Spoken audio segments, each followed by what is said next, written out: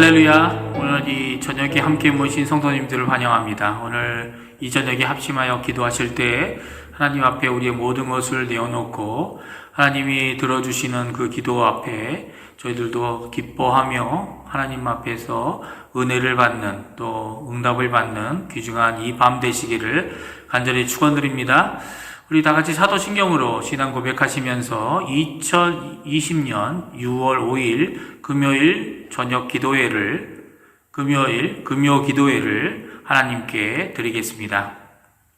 전능하사 천지를 만드신 하나님 아버지를 내가 믿사오며 그 외아들 우리 주 예수 그리스도를 믿사오니 이는 성령으로 잉태하사 동정녀 마리아에게 나시고 본디오 빌라도에게 고난을 받으사 십자가에 못 박혀 죽으시고 장사한 지 사흘 만에 죽은 자 가운데서 다시 살아나시며 하늘에 오르사 전능하신 하나님 우편에 앉아 계시다가 저리어서 산 자와 죽은 자를 심판하러 오시리라. 성령을 믿사오며 거룩한 공예와 성도가 서로 교통하는 것과 죄를 사하여 주시는 것과 몸이 다시 사는 것과 영원히 사는 것을 믿사옵나이다. 아멘. 이 시간 함께 하나님을 찬양하기 원합니다.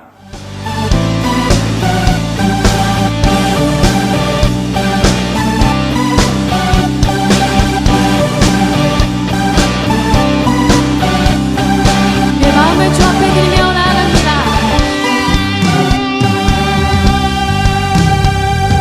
갈 길을 밝히고 계시니 주 앞에 빨리 나갑시다. 우리를 잡는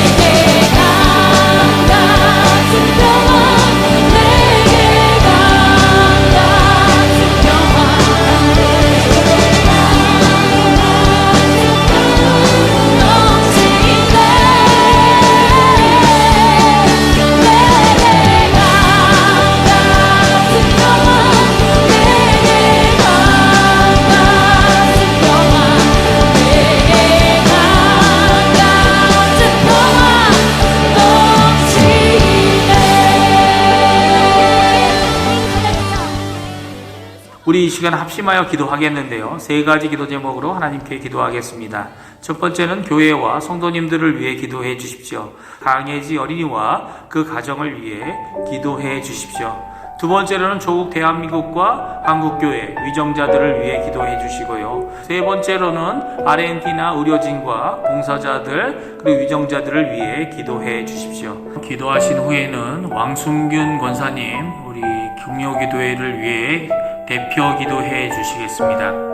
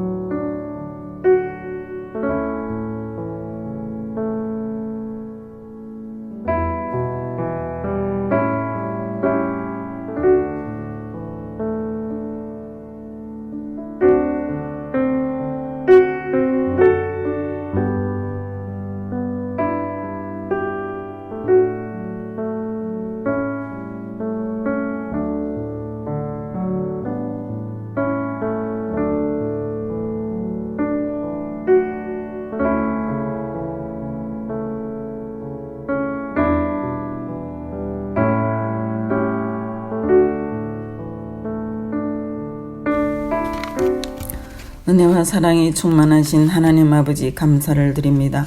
금요 기도에 하나님 아버지 앞에 나왔습니다. 말씀 전하실 목사님과 말씀을 듣는 자에게 성령 안에서 한마음으로 은혜 받게 하옵소서. 지금 세계는 코로나 바이러스로 인하여 많은 사람들이 고통 속에서 죽어가고 있습니다. 치료약도 백신도 없습니다. 어찌하오리까? 이 재앙과 재난을 해결할 수 있는 분은 오직 한 분, 여호와 하나님 아버지 한 분밖에 없습니다.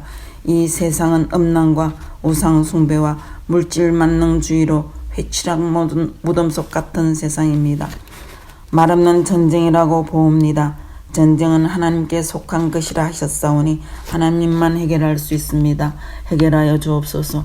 이젠 다툼과 분쟁과 분열을 이길 수 있는 믿음을 주옵소서. 하나님의 전신갑주를 잃게 하옵소서. 믿음은 들음에서 나고 들음은 그리스도의 말씀으로 말미암아 있다고 하셨습니다. 이 모든 것은 저희의 죄악으로 된 것이오니 용서하여 주옵소서. 우리의 생각과 마음을 감찰하시는 하나님 간절히 간구하오니 용서하여 주옵소서. 아버지의 백성이 병들어 고통받는 백성들이 있습니다. 수술받고 회복 중에 있는 강혜지 어린이도 있습니다. 하나님 아버지 허락하시면 모든 질병에서 해방될 수 있습니다. 고쳐주시옵소서.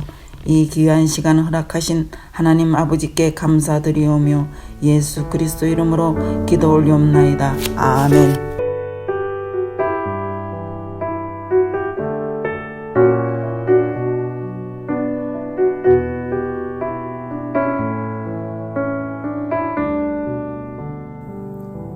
성경 말씀 함께 읽도록 하겠습니다. 성경 누가복음 5장 15절, 16절 말씀입니다.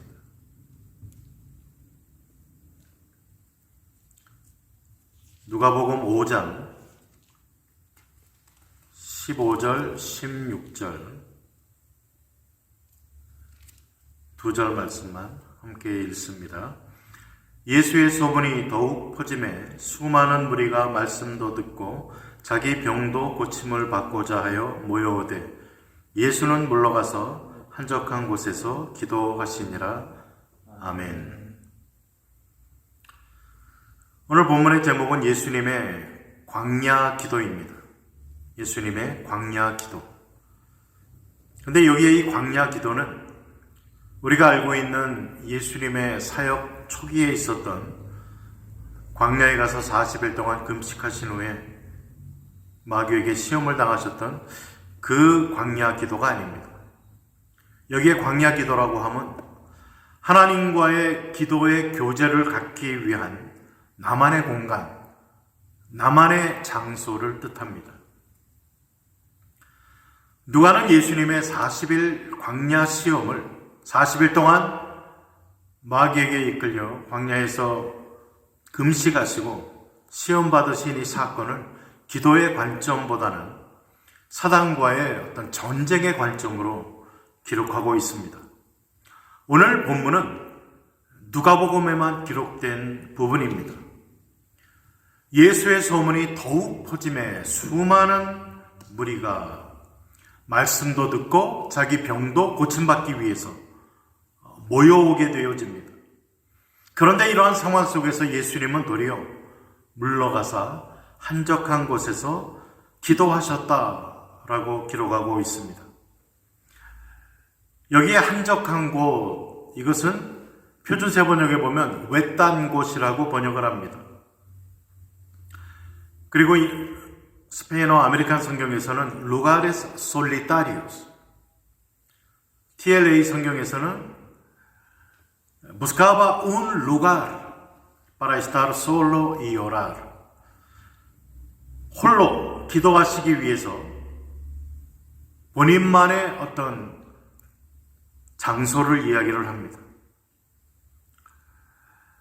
본문을 원어 성경에 보면 15절에 사용된 동사 모여오다라는 동사와 16절에 기도하다라는 이 말이 모두가 미완료 시제로 사용되고 있습니다. 미완료 시제라는 것은 과거의 습관적이고 반복적인 행동을 표현하기 위해서 사용되는 시제를 이야기합니다. 스페인어 성경에는 se congregaban, reunían, 모였다. 그런데 이것이 그때만 모인 게 아니라 이렇게 자주 모이곤 하였다라는 뜻입니다. 그리고 예수님께서는 con frecuencia, muchas veces, 이때 한번 기도하러 외딴 곳에 가신 것이 아니라 종종, 자주 기도하러 가셨다라는 표현입니다. 우리 개역 개정판 성경에는 마치 예수님께서 한적한 곳, 광야에 가서 기도하신 것이 일시적인 기도였던 것처럼 번역하고 있습니다. 그러나 예수님의 기도는 일시적이 아니고 반복적인 것이었으며 습관적인 기도였다라는 것을 원어를 통해 우리는 알게 되어집니다. 이 점을 강조하기 위해서 누가는 미완료 시제를 사용한 것입니다. 그래서 어떤 번역본은 이렇게 바르게 번역을 합니다. 예수님께서 종종 한적한 곳에 가셔서 기도하시곤 했다라는 것입니다.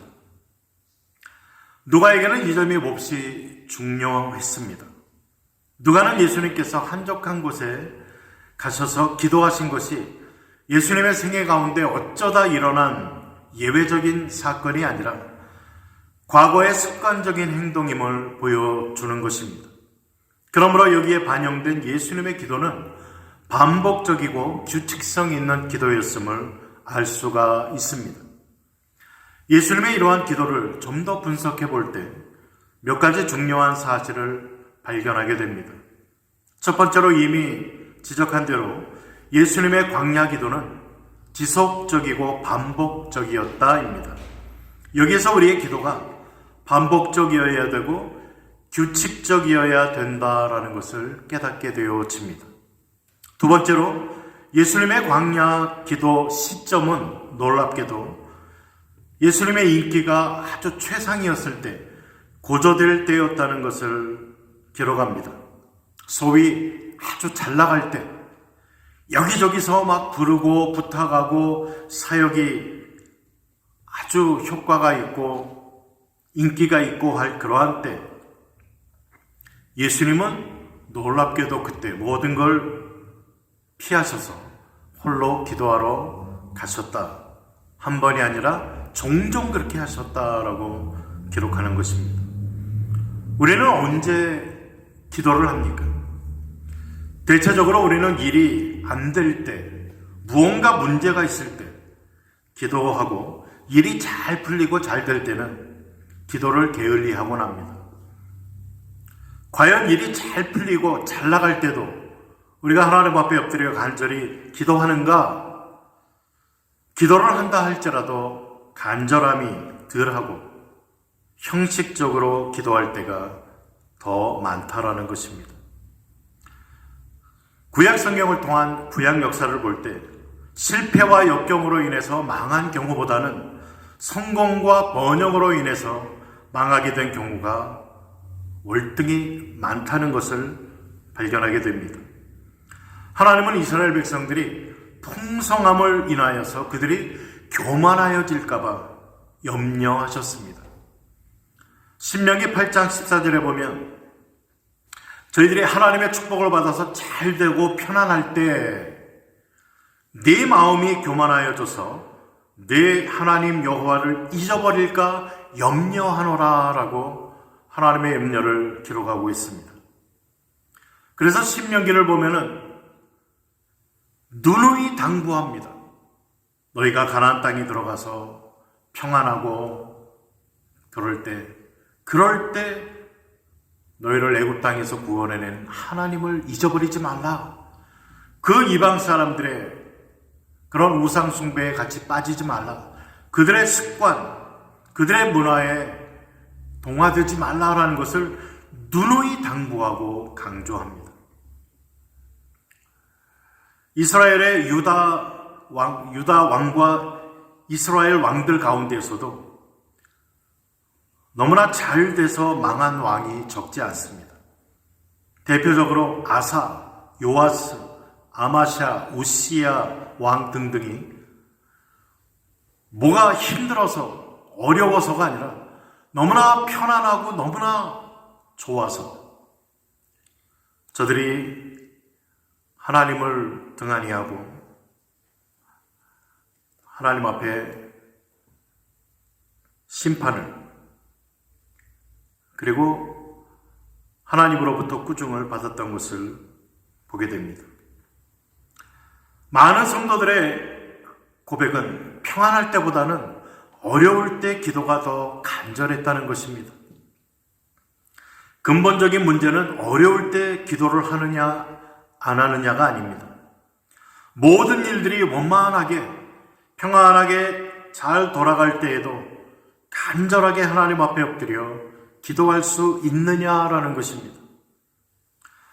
자기 자신의 외적인 환경을 아무리 살펴봐도 울거나 통곡할 만한 이유가 없음에도 불구하고 자신의 영적인 문제를 위해서 애통하며 부르짖는 기도를 할 수 있는 신자라면 영적으로 풍성한 복을 누리는 자일 것입니다. 세 번째로 예수님의 광야 기도는 예수님께서 하나님과의 친밀한 교제를 얼마나 중요하게 생각하셨는지 분명하게 보여줍니다. 예수님의 가르침과 치유 사역보다 하나님과 친밀한 교제를 더 중요하게 여기셨습니다. 우리에게 잘 알려진 종교개혁자 루터는 나는 할 일이 너무 많기 때문에 매일 3시간씩 기도하지 않으면 그 일을 감당할 수 없었다라고 말했다고 전해집니다. 그만큼 루터는 하나님 앞에 기도하는 일이 어떤 도움을 위한 그러한 것이 아니라 그에게 있어서 가장 중요한 일이 기도였다는 사실을 우린 발견하게 되어집니다. 오늘 본문에서도 허다한 무리들이 예수님의 말씀을 듣고 치료받으러 나오는 일, 얼마나 귀한 일이고 또 좋은 일입니까? 이렇게 많은 사람들이 예수님에게 나오고 있는데 바로 그때 예수님은 말씀과 치유 사역을 포기하고 홀로 하나님과의 교제의 세계로 도피하셨음을 볼 때 우리로 하여금 많은 것을 깨닫게 합니다. 예수님에게 제일 중요한 것은 가르치는 사역과 치료 사역 배후에 하나님 아버지와 이루어지는 끊임없는 교제에 있었다라는 것을 알게 되어집니다. 기도를 통한 교제는 예수님에게는 이 기도의 절대적인 가치가 있다라는 것, 이것을 우리에게 보여줍니다. 사도 바울도 데살로니가전서 5장 17절에 쉬지 말고 기도하라. 그만큼 이 기도는 중요하다라는 것을 강조하고 있는 것입니다. NTV 성경을 보면 눈가 내헨데오라, 항상 기도하라. 기도하는 것을 결코 포기하지 마라 라고 이야기하는 것입니다. 우리가 신앙생활하는 데 있어서 우리는 포기할 수 없는, 양보할 수 없는 절대적인 원칙을 가지고 있어야 됩니다. 그 원칙의 중심에 기도가 있다는 것입니다. 기도의 중요성, 즉 하나님과의 깊은 교제의 중요성을 말합니다. 기도는 근본적으로 하나님과 교제를 목적으로 하는 모든 사역의 근본이 되어져야만 합니다. 예수님에게 기도는 성공적인 어떤 가르침의 사역이나 어떤 기적을 베풀고 하는 것의 수단이 아니라 예수님의 삶의 전체였다는 것입니다. 이 사실이 예수님의 기도 생활에서 나타난 것입니다. 예수님은 오히려 하나님에게 인정받는 하나님의 종으로서의 서고자 하는 이 삶의 초점이 그 무엇보다도 중요했습니다. 예수님은 끊임없이 예수님의 초점을 하나님에게 맞추었던 것입니다. 하나님께는 우리가 성공적인 사역도 중요하겠지만 그 무엇보다도 친밀한 교제를 더 원하신다는 것을 알게 되어집니다. 예수님이 보여준 기도하는 이 자세는 사역지상주의, 성공지상주의에 빠져있는 오늘날의 우리들에게 경종을 울려줍니다. 마지막으로 예수님의 광야 기도에는 사도들이 왜 그렇게 다른 많은 사역들보다도 기도를 더 중요하게 생각했는지에 대한 답을 우리에게 줍니다. 성경 사도행전 6장에 보면 예루살렘 교회에 가난한 성도들의 구제 문제로 인해서 불평이 야기되고 문제가 생기기 시작했습니다. 이때 사도들은 말씀 사역이 구제 사역보다 얼마나 더 중요한지를 성도들에게 역설을 했습니다. 그러면서 4절에서 우리가 기도하는 것과 말씀 전하는 것을 전무하리라 라고 선언을 합니다. 이것은 사도들에게 말씀 사역도 중요하지만 그보다 한 걸음 더 나가서 기도의 교제 사역이 얼마나 더 중요했는가라는 것을 보여줍니다. 구제 사역보다는 말씀 사역, 말씀 사역보다는 기도 사역. 왜냐하면 이 기도 사역을 통해서 말씀 사역이, 기도 사역을 통해서 구제 사역이, 기도 사역을 통해서 우리가 해야 되는 이 모든 사역들이 의미를 찾기 때문에 그렇다는 것입니다. 예수님의 능력 있는 가르침 역시 기도 생활의 열매였다는 것을 알 수 있습니다. 하나님과 친밀한 교제와 사귐을 목적으로 하는 기도를 어떤 일을 성취하는 수단으로 전락시키는 것은 하나님을 우리의 목적을 위해 이용하려는 상업주의적인 발상입니다. 기도를 수단화한 결과로 기도는 만능이니 하늘 보좌를 뒤흔드는 기도니라는 잘못된 표현들이 나온 것입니다. 만일 기도를 해도 일이 잘 안 풀리면, 기도를 그렇게 간절히 해도 부응이 되지 않으면 기도를 그만두겠습니까? 기도는 우리의 목적을 위해 하나님을 이용하려고 하는 것이 아니라 세상의 그 어떤 것보다도 하나님과 사귀고 교제하는 일이 가장 중요하다라는 것을 고백하는 행위인 것입니다. 기도를 통해 우리는 나는 하나님이 제일 좋아요. 나는 하나님 없이는 내 인생에 의미가, 가치가 없습니다. 나는 성공보다, 출세보다 하나님과 친밀한 교제가 더 좋습니다라는 고백. 이것이 바로 우리가 하나님 앞에 드리는 기도인 것입니다. 그리고 이것이 바로 예수님께서 오늘 우리들에게 보여주신 기도의 바른 자세요, 태도인 것입니다.